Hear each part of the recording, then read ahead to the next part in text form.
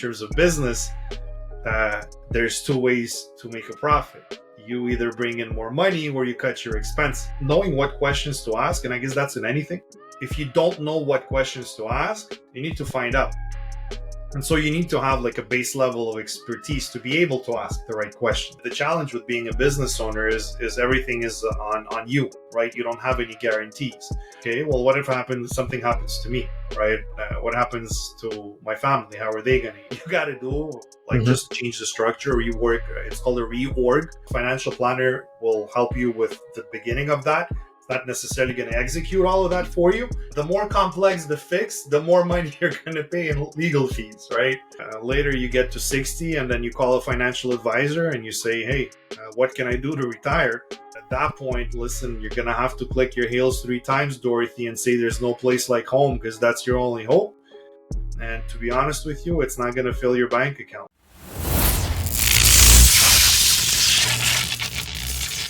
Welcome back, everyone, to Season 2 of the BAG Academy podcast.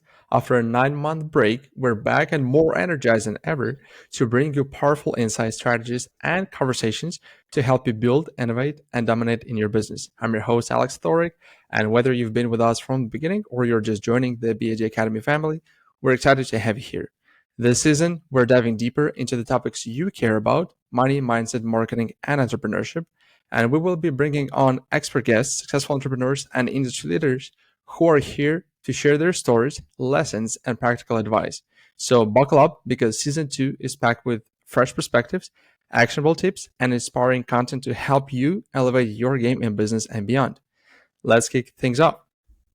So starting the Season 2, what I wanted to do is bring on someone who I know quite well, who inspires me in some way when we talk about money and finance, as well as personal development. I would like to introduce you to Alexei, who is a financial planner from Montreal, Quebec. He is an avid learner and reader, especially passionate about business and finance. He is also a husband and dad to 2 boys, and he is obsessed with self-improvement. Welcome to the show. Hey, thanks for the intro. Thanks for having me. Yeah, of course. Thanks for coming to the show. I'm super excited about everything that we're going to talk about today. So before we'll dive into all the money and mindset and the business stuff, I would love to get your backstory. And I would like you to share with me and the audience as well. Why did you decide to go into finance? So it's a great question. Listen, I think I'm going to try to take it as far back as I can think of, but which probably starts, and I think that this, you and me, we have that in common, right? We're both immigrants, and so I came to Canada when I was 11 years old. It's actually been 30 years that we immigrated to Canada this year. And, we came here with a couple of suitcases, nothing. No fridge, no stove, and so we built that up bit by bit. And so, when you're an 11-year-old, and you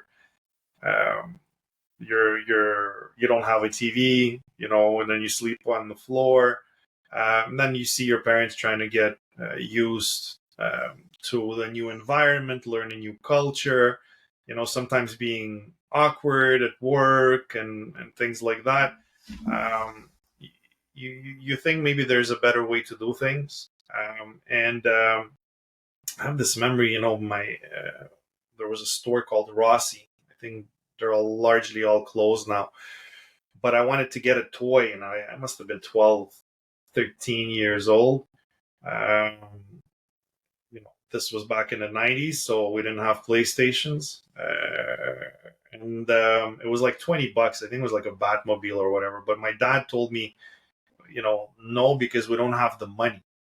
And that was pretty much the answer to everything. No, we don't have the money. So we always had a full fridge, but we didn't have money for luxuries. So I can't say that my life was bad, because not at all. My parents did a great job.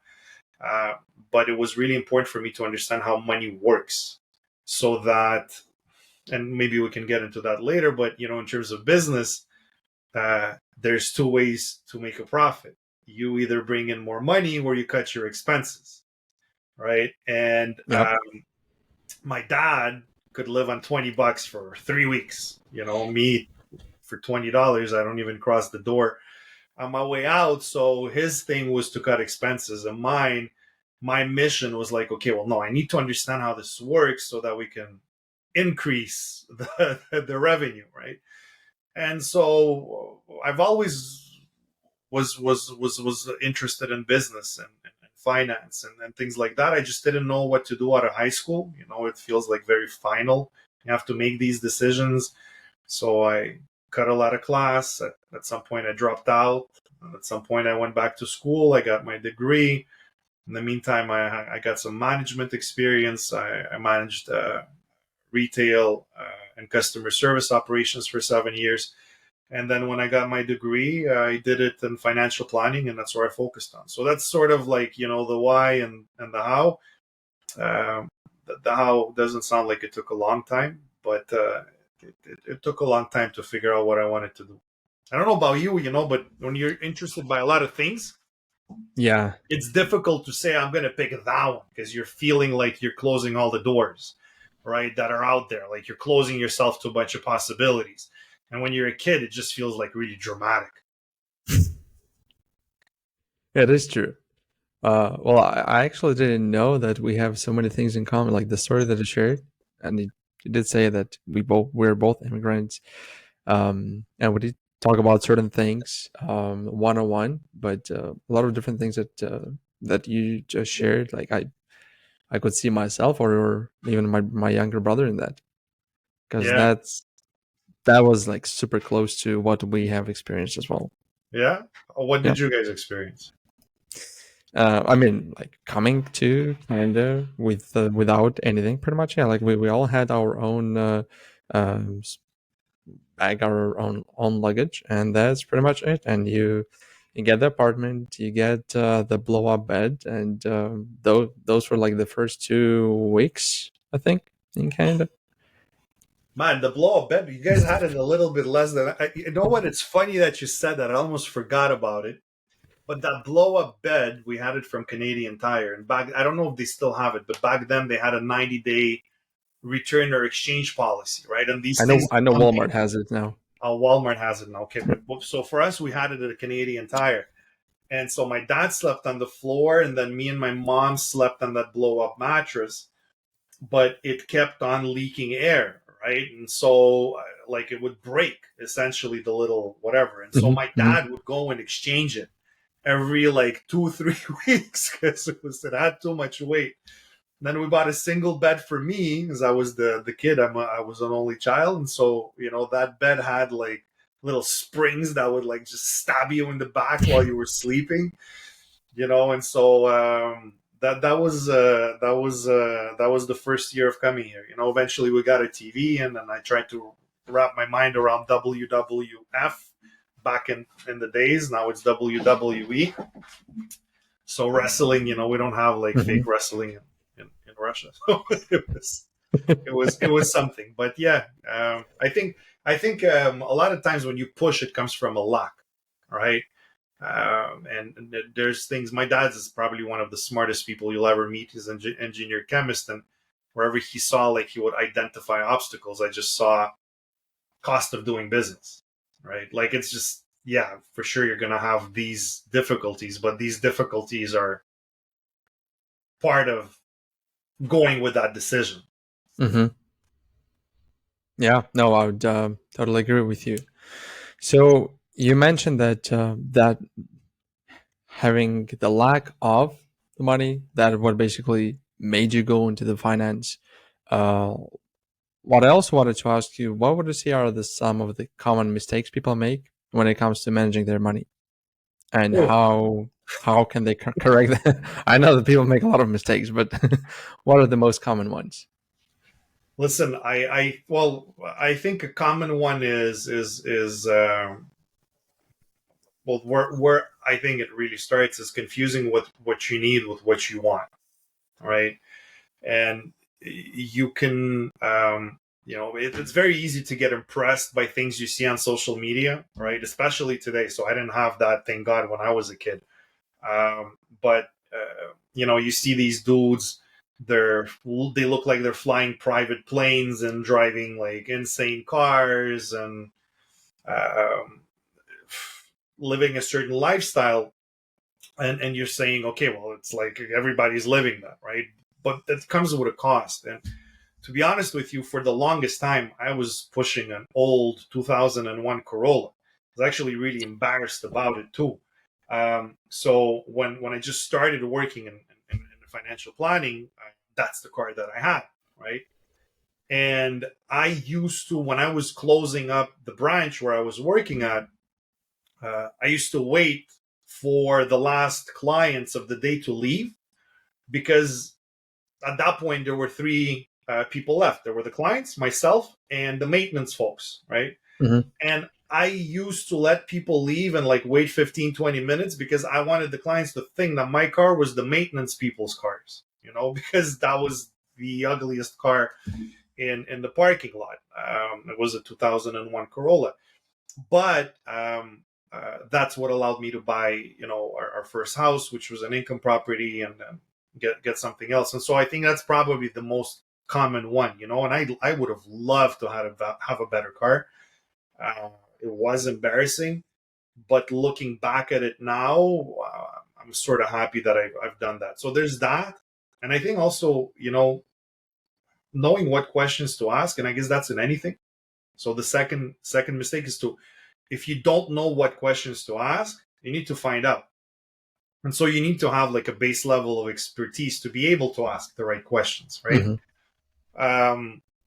Now it's pretty easy, or much easier than Googling things before. You can just go on ChatGPT and start querying things. But if you don't know how to ask the question, or what is it that you're looking for, and you're not able to deliver the right context, where your answer is going to be at the level of your question. So I think it is to actually try to learn as much as possible, at least within basic money management. What's an asset, what's a liability, what's important in your family life, and if you don't know, then don't be afraid to go and ask for help.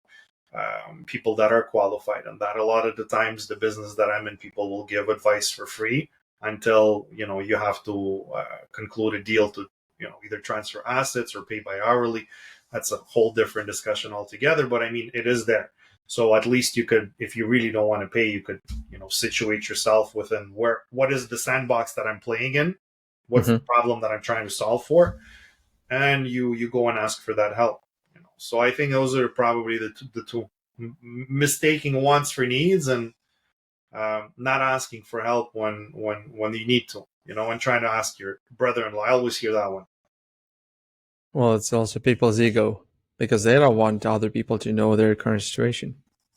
Yeah, there's that, but I mean, like, I don't want to go. I don't want everybody to know about the stuff that I tell my doctor, right? Mm-hmm. But I was always told there's two people that you never lie to, right? You don't lie to your doctor and your lawyer, and I would add maybe your financial advisor. Like, you should probably have that honest conversation. I mean, you could lie, but you're not benefiting yourself, Yeah, And the more that these folks know, the better they're able to help you. which makes sense because they can see the whole picture pretty much. Well, yeah, and now they know what sandbox you're playing in, right? Because they have already those designated sandboxes that people are in. And everybody's different, so everybody's combination of issues is different. But I mean, at large, we are also dealing with the same challenges, right? And so there's definitely um, value in that, and it's that thing, plumber knocking on pipe, knowing on which pipe to knock. And like, I don't do renovations at home. I should, Mm-hmm. but anytime I did that, it was always a negative experience because it took me either much too long, or it costed way more. And it's what boggles my mind. Sometimes people shop for bananas, to save like 5 cents a pound. But when it comes to making sure the right professional is handling the right thing, they don't want to pay, or they're hesitant to. So I don't think it's so much like the ego thing. I think it's an ego thing if it's your friend, handling your finances. Maybe that could be it, but otherwise, I really do see it as a doctor patient type of thing, you know. Okay, yeah, which definitely makes sense. So then, going from that, I wanted to jump into the mindset part. How important would you say is mindset when it comes to financial success? And is there something that you help your clients with related to mindset in finances? No, Like how people think about money? yeah, I think it's the largest portion of it. You know, there's a lot of resources about what you can get from the markets, but most of the time, when people lose money, or a lot of the time when people lose money, for example, in investments, it's because they deviate from a certain strategy, right? And so JP Morgan had this study that they compared a whole bunch of portfolios over 20 years and what the actual average investor earned um, versus those average portfolios. And let's say, there was one portfolio which is like a classic 60/40. Don't quote me on this, but I think it was around 6 or 7%, 60% equities, 40% bonds. And then the average investor returned something along the lines of about 2%. And what did they attribute that to was that, although on average the market was paying much more, the average investor got much less because of frequent trading, getting in and out of the market, trying to time it. And so this goes into cognitive biases, right? And actually, I had a very interesting discussion a couple of days ago with a client. He said, so look, I bought this holding. I'm not going to get into the actual holding there, but he said, I bought this holding. I put in 25,000. I have about $4,000 left. It really didn't go where I was supposed to. Yeah, it sucks, right? And it's like, That Alexi, what hurts. should I do, right? Should I sell? Should I stick with it? And what do you think? So I said, well, best thing you can do is if you had not the investment, but if you had $4,000 cash today, knowing what you know about the company today, would you spend $4,000 to acquire it?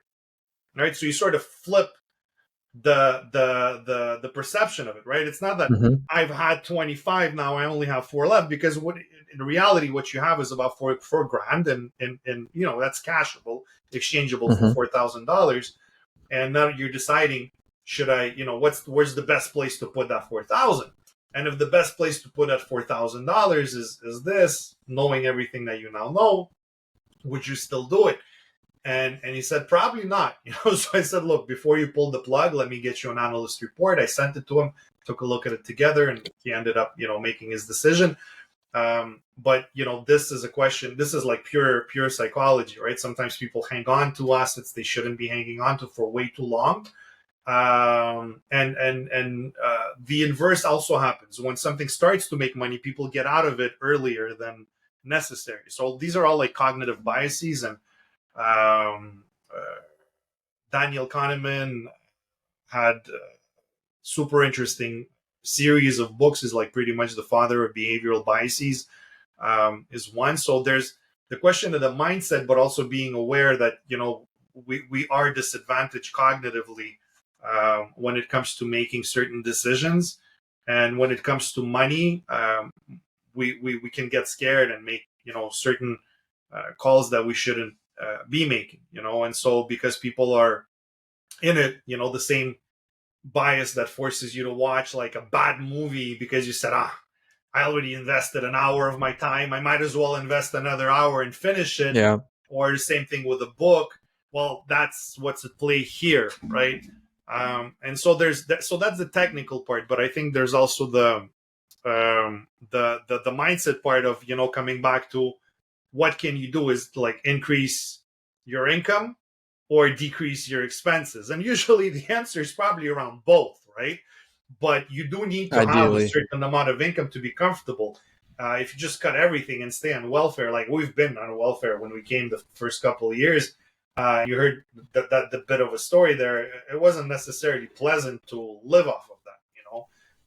And so you definitely want to work on that. And when it comes to this, well, then mindset is everything, right? If you want to achieve certain things, you gotta believe that they're possible. If not, well, then you're just not gonna start. So Yeah, that was quite an open answer to my question. A lot of value there. uh, I was like trying to remember as much as I can, but I'll definitely listen to our episode myself. thanks, Alex. Yeah, of course. So you being in the financial space as a financial advisor, in some way, you are basically an entrepreneur because you work for yourself. And what I wanted to ask you is, um, do you have an advice? Like, is there an advice that you could give new entrepreneurs when it comes to managing their business finances and staying financially healthy? Uh, well, it depends because businesses have several stages in the life cycle, right? So you're not managing the startup the same way you're managing a mature company, right? The problem with or the challenge, not the problem, but the challenge with being a business owner is everything is on you, right? You don't have any guarantees, and just thinking off the top, generally speaking, business people have a strong set of core beliefs. I can do it, nothing can stop me. Then you get to a point you're like, oh my god, everything can stop me, and what am I going to do? And then you're just plowing through that, and then you're dealing with the uncertainty, and then you're making a little bit of money, and then you go back through that like bit of routine until, but every time you go, it's a little higher and a little higher and a little higher, right? But people don't think about okay, well, what if something happens to me, right? What happens to my family? How are they going to eat? So um, it's just because you're like, well, whatever obstacle there is, I can handle it. But sometimes life throws curveballs, and in my case, I have two kids. So that's something you have to think about. So not always trying to push that can down the road, kick that can down the road, and say, I'm going to put a little bit of money aside in an emergency fund later, or I'm going to forget about the insurance. I think there is a point where if you're bootstrapping and you really don't have any income, uh, maybe you're not able to afford it. But as soon as you're past that, you really do need to think about that, because if you do work for an employer, they will um, have benefit packages and things like that, and you got to think about self-financing that. Um, so I think risk management is a big one, and then I think it's also important to have an exit plan in place, right? So whenever you start something, you should know how to leave, because for business owners, Yeah, the so it's like the business, the different structures that we talked about with you. Because yeah, I yeah, wasn't honestly, I was like, I knew that there are different like specific way. There is a specific way or different ways on how you would structure the company. Um, I didn't know how exactly because again, I'm not an expert in that. I know yeah. And marketing. initially it can also be okay. Not like if you start thinking about everything that you don't know, you'll never start, right? And this is where people get maybe stuck in analysis paralysis. So if somebody asks me like, well, so before I started, I really need to figure this out. No, but I mean, after you started, you should start thinking about that. And the thing, and I'm living that, right? There's so many things you want to get done in a day that are on your to-do list, and they just keep getting piled on, that usually somehow, somewhere, financial planning, it goes to the bottom of the list, and that you should take care of it, but you don't, right? And I understand why, because I live that, right? I live that on a day-to-day basis. You're basically plowing at the computer nonstop, crazy. If you have an outside business, you're probably running around all day, but it could cost you a lot of money if you're not properly structured. And so, if you're holding shares directly and you're selling shares, you could qualify for a capital gains exemption, which could give Hmm. you up to 1.25 million in income when you sell your business that is tax free. They just raised it as of this year in June. But if you're not properly structured, and a lot of the times people have, for example, their holding company that holds their operating company, well, unfortunately, you don't qualify for that. And then to qualify, you gotta change structure. You gotta speak to a lawyer. There's like a little bit of um, you know, financial engineering you gotta do, like Hmm. just change the structure, rework. It's called a reorg, but it's gonna cost you money. But still, again, coming back to that part of speaking to the right expert, well, there does come a point where you should speak to a tax lawyer and figure this out, especially if the company's starting to become profitable. It doesn't have to be super profitable, it just has to be profitable, right? So that's one of the things that we're talking about, the structure. Um, but there's other things that you should also be aware of in terms of liability. Sometimes people are not incorporated, but for whatever reason, somebody decides to pursue legal action against them, and should they lose in court, well, then their personal assets are not separated. So it is something that's important, and a lot of the times people don't know, but a financial planner will help you with the beginning of that. It's not necessarily going to execute all of that for you. It's going to send you to the right professional, but at least you're going to be like, okay, well, this is what I got to do, right? And I know when I got to do it. A little bit when, like, when you see we go see an MD, right, a general doctor, and they say, well, we're going to go and send you to an endocrinologist. I should have picked an easier doctor to say, uh, to figure out if everything's fine with your hormones, or a Yeah. cardiologist for your heart. Like the general MD knows, and he'll tell you what needs to be done. He'll send you to the right person, who'll heal the right, bobo. But at least you'll get that taken care of. So those things are important. Some of them take a lot of time. So if you don't have a proper structure and somebody wants to buy your company, you could find yourself with a much heavier tax bill. So this is something that it's better taken care of sooner than later. But business people being business people, especially within small businesses where they don't necessarily have the resources to like outsource everything, Hmm. oftentimes it gets pushed down the road and they leave money on the table. And I think it happens. It's unfortunate, but it's avoidable. So it's important, not urgent, but it shouldn't keep on getting pushed down the list all the time, because it's not urgent until it becomes, just like a heart problem or diabetes. Yeah, that's usually the case. And that's how it happens, right? The problem Yeah. is there's no like Ozempic. You take that for a couple of weeks and or months or whatever, and then you lose weight. It's a little bit different.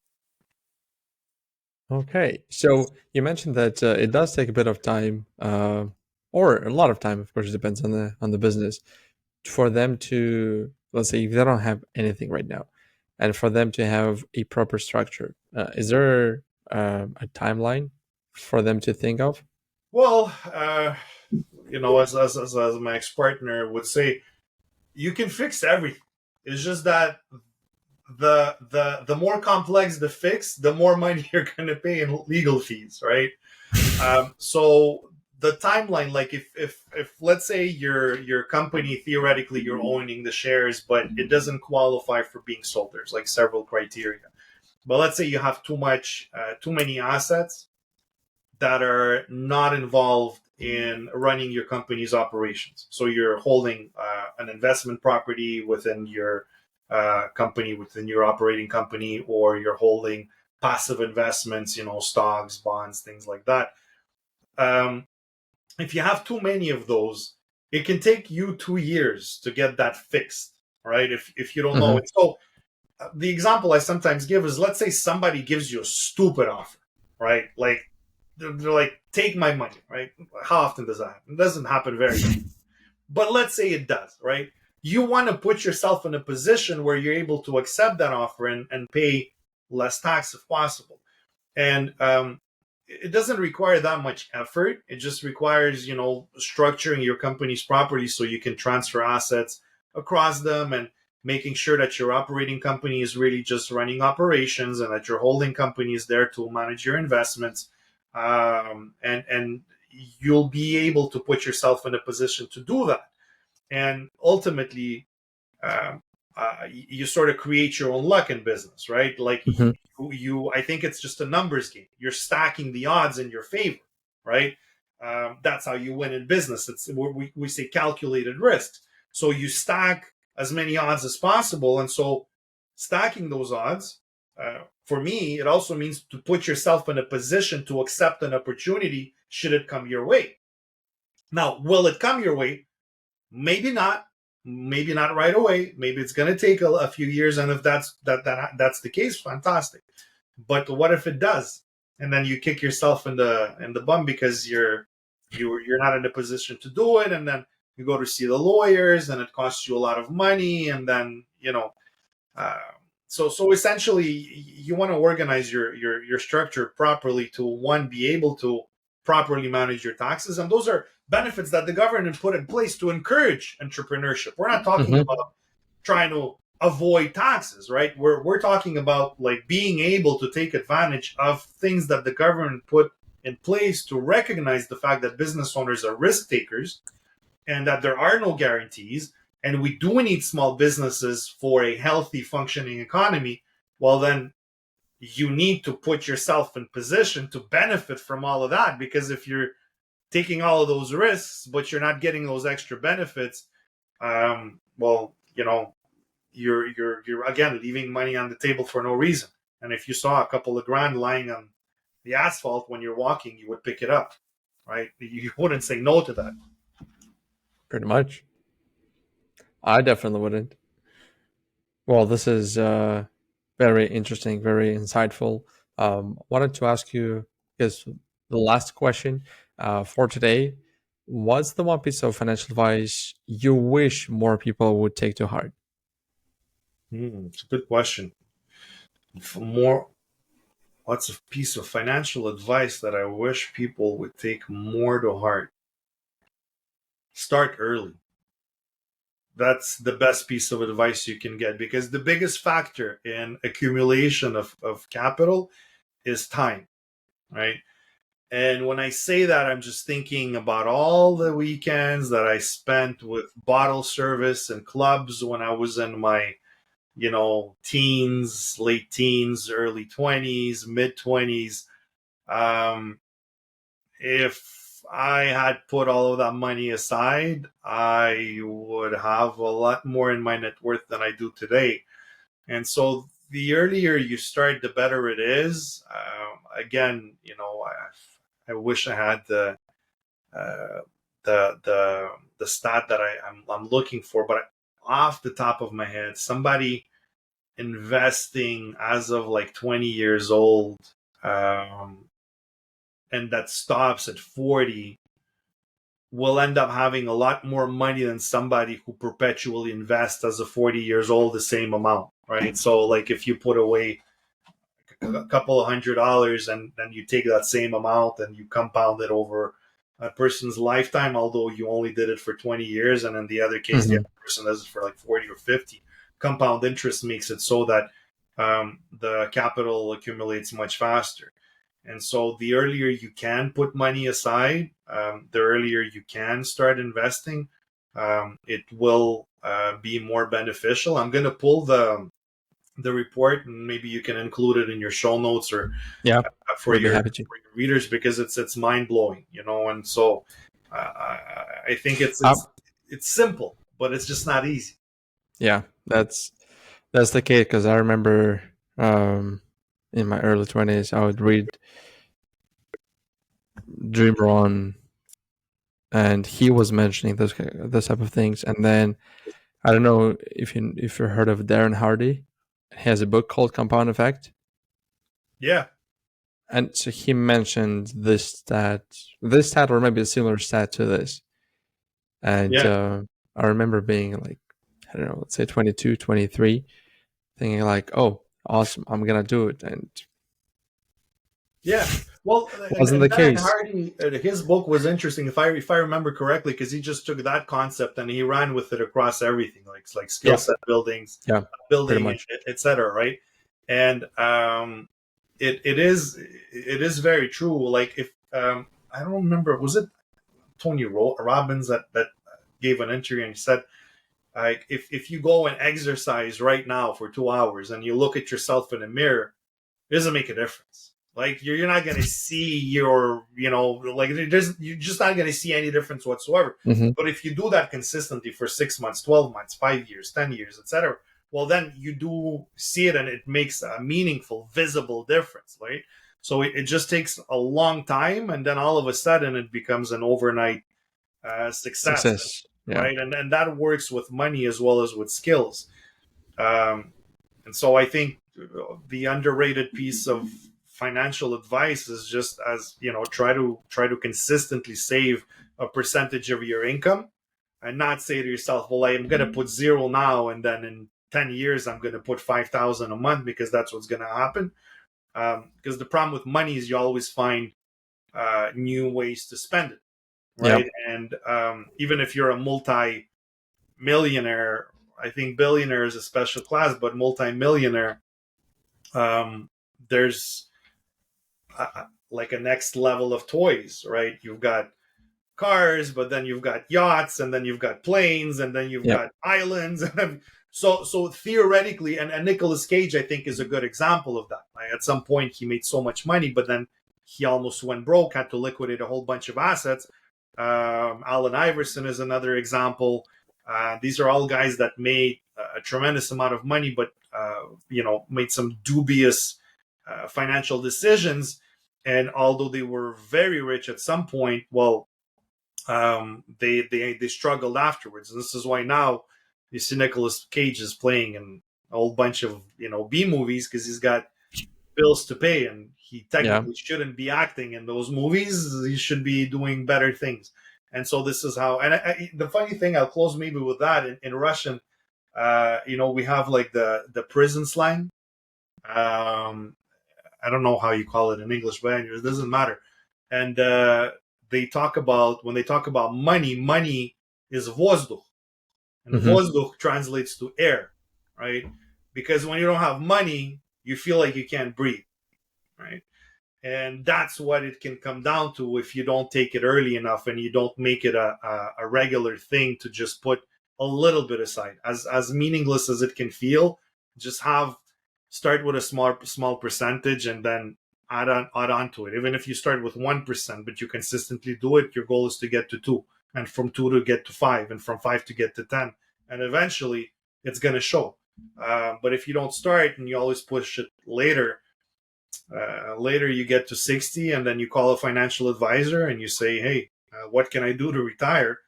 At that point, listen, you're going to have to click your heels 3 times, Dorothy, and say there's no place like home, because that's your only hope. And to be honest with you, it's not going to fill your bank account. So, I think that's it. So start early then. Start early and consistently. Yeah. Month in and month out. Yeah, pretty much. Okay, awesome. Well, can you share with everyone where they can find you if they have any questions or they want to talk to you about finances? Yeah, well, you can find me on LinkedIn. You can book me directly off of there. You can find me on my website, atwealth.ca. Again, you can book me off of there. You can message me on Facebook. You can give me a call. I'll leave my phone number in the show notes. And I'll be more than happy to help you out. Sounds good. Well, we'll definitely add all the links in the show notes as well, so you guys can reach out to Alexei and ask any questions that you might have. Cool. Well, with that being said, one thing that I wanted to say, thanks a lot for being on the show today. I appreciate you taking the time, because I believe that time is the most valuable asset that we have, and I appreciate you sharing it with me. Thanks, Alex. Really appreciate being here. Thank you for making this my first appearance on the podcast.